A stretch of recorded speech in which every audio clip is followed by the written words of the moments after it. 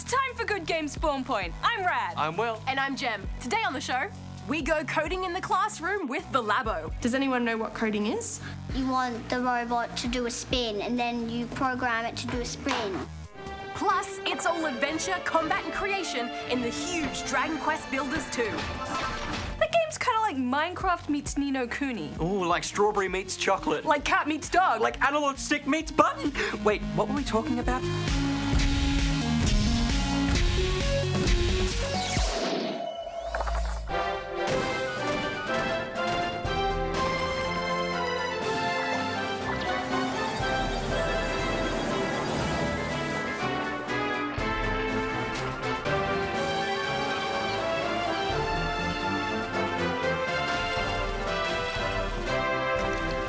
The Dragon Quest RPG series began way back in 1986, and with 11 games in its main franchise, it spawned books, an anime, and several spin-off games. Dragon Quest Builders is one such spin-off, and now its sequel, Dragon Quest Builders 2, has crafted its way onto the scene. For those new to the series, think Minecraft meets an RPG like Ni no Kuni, taking the best bits from each. From Minecraft, the resource gathering, building, and distinct blocky style, and from Ni no Kuni, the deep lore, epic narrative, and world management. Our story begins where all good stories do, in a dungeon. More specifically, a dungeon aboard a ship run by the Children of Hargon, a builder-hating group determined to eliminate all forms of creation, and the builders themselves. So, as an apprentice builder, it's fair to say today isn't going well. And things only get worse when a violent storm destroys the ship, marooning you on a desolate island called the Isle of Awakening with no rescue in sight. Thankfully though, you aren't alone. You're joined by the hot-headed amnesiac Malroth, fellow prisoner and survivor Lulu, and a mysterious spirit.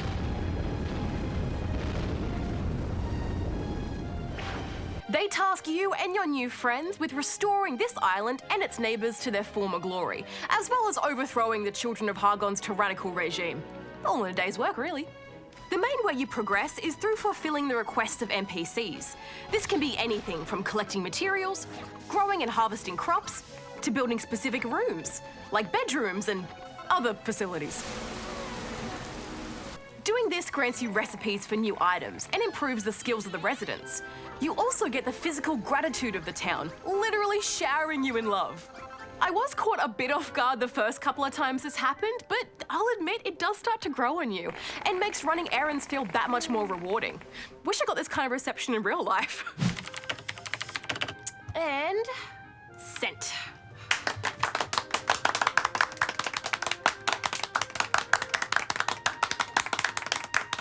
The star of the show is the building aspect itself, which does a great job of teaching you how to build pre-imagined structures, while still allowing you to have fun and really make your creations your own.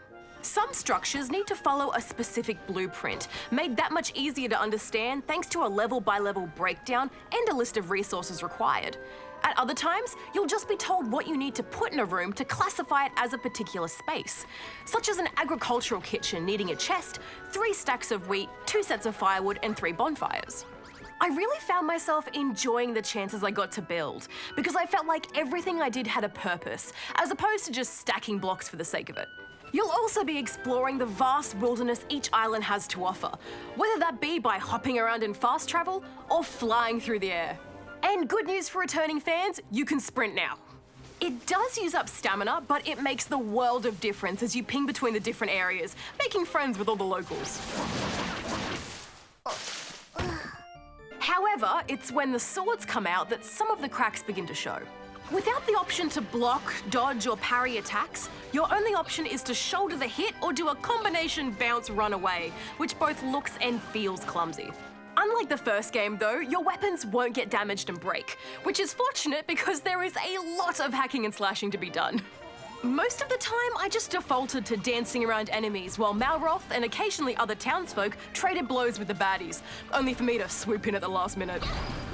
While the combat isn't the main focus of this game, when everything else is working so well, its failings do stick out. What I did really enjoy though was the feeling of unity that's fostered between you and the townsfolk, as you begin to expand your skill set and your knowledge of building. NPCs can get a bit too chatty sometimes, and there were a few cutscenes that really could have done with a skip button, but that's pretty standard RPG stuff. However, once you've imparted your builder wisdom upon them, they become self-sustaining, able to grow crops and construct things themselves. You're then able to bring a handful of friends back to the Isle of Awakening, where you can begin carving it into your own personal utopia. There is also the option for online co-op, which unlocks later on, allowing you and up to 3 friends to build to your heart's content on the Isle of Awakening. Sadly though, you won't be able to buddy it up in the main story, which I would have liked to have seen. But you can upload snapshots of your creations to the bulletin board to share your in-game shenanigans with the online community and admire all the amazing things others have created. I find the gameplay loop in Dragon Quest Builders 2 of gathering resources, unlocking new recipes and freeform building particularly satisfying. Because you can see the progress you're making and it always feels rewarding. My biggest complaint is the flimsy combat, which felt so far removed from the otherwise wonderful experience I had. But this is one game I can see myself coming back to for quite some time. I'm giving Dragon Quest Builders 2 4 out of 5 rubber chickens. Good spawning, Australia! It's time for the scoop with me, Darren! My special guest today is the ever-dashing Will! Oh, thanks, Darren. What an intro. Now, get those noggins ready. It's time for Darren's challenge! What are these? Answer at the end of the scoop. Now for the gaming news we love to peruse. First up, passengers aboard a recent flight in the US were treated to a surprise loot drop from Nintendo. Those traveling en route from Dallas to San Diego received a free Nintendo Switch and copy of Super Mario Maker 2. Oh, wow, a free Switch. Some of those on board must have been headed to San Diego Comic-Con, which I've always wanted to check out myself in person. Oh, you must go sometime. And, a free Switch? Better than airline food, am I right? My airline food material usually gets a bigger laugh at the Robot Comedy Club. Oh, maybe a tough crowd, Darren. Charging my laughter laser! No, wait! Oatmeal, help! What's that, Oatmeal? Affirmative. We probably should get back to the news, shouldn't we? Electronic Arts has announced that Plants vs. Zombies 3 is under construction. A pre-alpha version of the popular tower defense game recently emerged for a limited number of Android users in the US, too. Oh, that's good news for Plants vs. Zombies fans that have been waiting for the series to rise again. Like a zombie.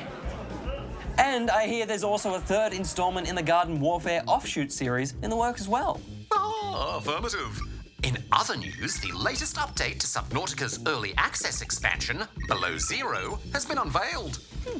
The Arctic Living update includes some cool features like booster tanks, a base control room, a mineral detector, and my personal favorite, a jukebox.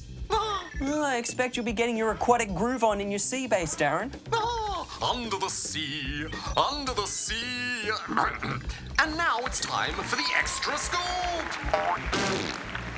What's piqued your interest this week, Will? Well, I've been marveling at the work of yet another clever gamer called Daniel Barley, who has made what is known as a 4-bit adder in city skylines.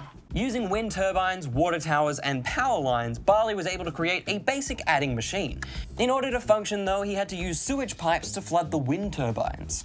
So technically, it's sort of powered by sewage? Oh, I'm always talking about how human waste is an untapped resource.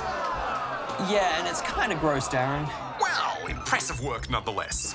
Now, before we go, we must reveal the answer to Darren's challenge. These little creatures are, of course, lums. They are collectibles from the Rayman series of games. Apparently, the name is derived from the French word lumière, which means light. Oh, that makes sense. Rayman was created in France. Affirmative, monsieur. Now, sadly, we must say adieu. Until next time, good night, Australia. Where was I? Oh, right, the lasering. Oh, no, Darren, wait, no!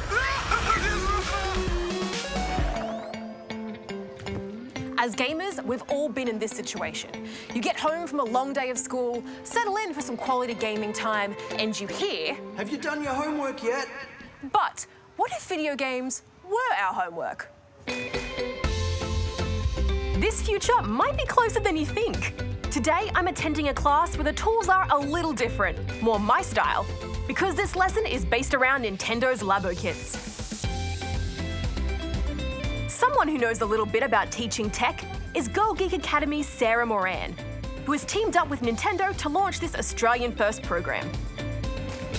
So you're here today teaching younger gamers to code. How did that begin?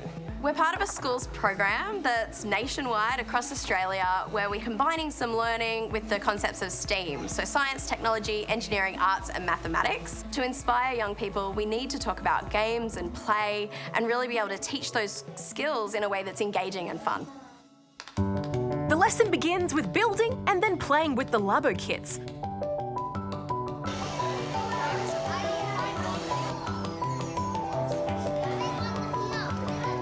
Once we'd mastered playing them, we learned a bit about how they worked, which was pretty cool. Can you see how there's actually stickers on all sides of the block? And the stickers move as well when you actually use the block. So that way it knows when they're being used. We then dove into the Toy-Con garage to look at the coding behind the games and learn how to code ourselves. Does anyone know what coding is? You could tell me? Yeah? It's like putting things in order. You tell your robot you want the robot to do a spin, and then you program it to do a spin. Yeah, that's exactly right. This little black screen, can you see that? Yeah? You can use these little menus, just like a computer, to select anything that you might like, and the nodes will pop up on the screen, those inputs and outputs that we talked about. Can you hear the sound coming out of it? So now you've got a horn and you go, "Brr, brr." How did this partnership with Nintendo come about? Most schools are starting to teach coding around about 8 years old. We know that you can really start teaching, particularly the algorithmic thinking concepts that come around with STEM at an early age. So I learnt to code when I was 5 years old, and to be able to, open up the Nintendo LABO and to be able to do that, it is such a great program. We had to be a part of it. Well, that all sounds great, but what do the Spawnlings think about this new kind of lesson? How are you finding it? You enjoying it? Yeah. What's your favourite part of working on this? I don't know. Everything? Yes. What's been your favourite part? I think slotting in these control bits and building the antenna that comes from here to here. Yeah? And it vibrates too. It does too. I think that's a big tick from the Spawnlings, but is the teacher convinced? What do you think of a hands-on approach like this for young gamers? I think it's a great approach, especially when they can actually see the results themselves. I think it gets them to think critically and creatively. Even with some of the activities we're seeing right now, we can see how they're trying different things and finding different solutions to different problems. Do you think we'll see a day when homework is playing video games or something like it? I hope so. I mean, wouldn't that be a great day at school? What we are seeing is teachers across Australia are embracing digital technology, and when we talk about hacking, we talk about creative problem solving. And that's literally what games are, is it's using your brain in a way. You're not passively consuming something, you're actively involved. You're often building things, you're often putting things together, which kind of makes you want to go back to school in one of those weird ways.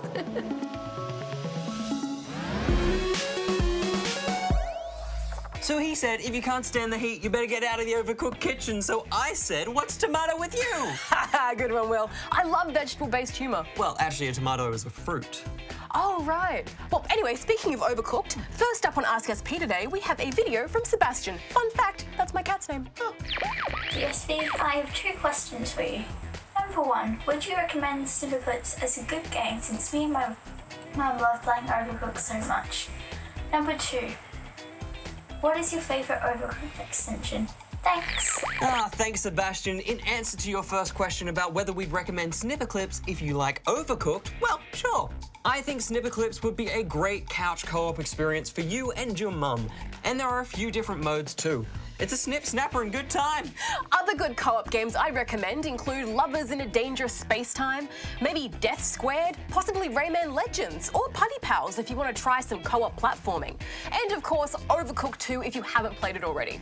As for our favourite Overcooked extension, well, if we're talking DLC or add-ons, The Lost Morsel had some pretty cool jungle-themed kitchens. My favourite is actually an Overcooked 2 DLC called Campfire Cook-Off. Making s'mores in the great outdoors, you know it's good because it rhymes. Oh, and that Night of the Hangry Horde mode for Overcooked 2 also looks cool, though I'm yet to try it. You know it's good because it has hordes. No, that doesn't rhyme at all, sorry. It's okay, Will, we can't all rhyme all the time, although I just did, so... Well, let's move on to another question, and this one comes from Sarah in Katamatite, Victoria. Wonder if there's lots of cats in Katamatite. The Katamamite me. Hi GGSP, my name is Sarah, and my question is why are there no foxes in Minecraft Pocket Edition? If you don't answer my question, you will have to tell me your most embarrassing moment. Bye! Blip bop blash! Yeah! Yay, magical!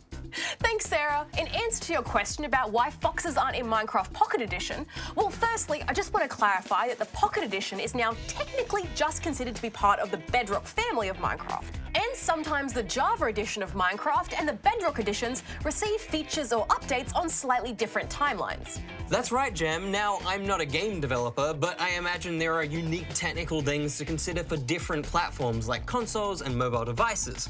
So sometimes features might need a bit of extra testing to make sure they perform well across different platforms and don't cause lots of glitches. But here's hoping foxes will officially come to your version sometime soon. Because let's face it, they are very cute. They are so cute! Now moving on to another question. Actually, Jem, before we go any further, I have something I've been wanting to get off my chest for a while. What is it? Well, actually, first I'm gonna have to call Darren. I've kind of noobed up a tiny little bit. No! Hello, this is Darren. Yeah, hi Darren, hope you're well. I sort of have something to tell you. Oh, really? I do love a bit of goss. Do go on. Look, it's all explained here by just a random person in Randomsville. Noob Cup alert! Hello, GGSP. I am sorry to say, but will be drinking from the Noob Cup today.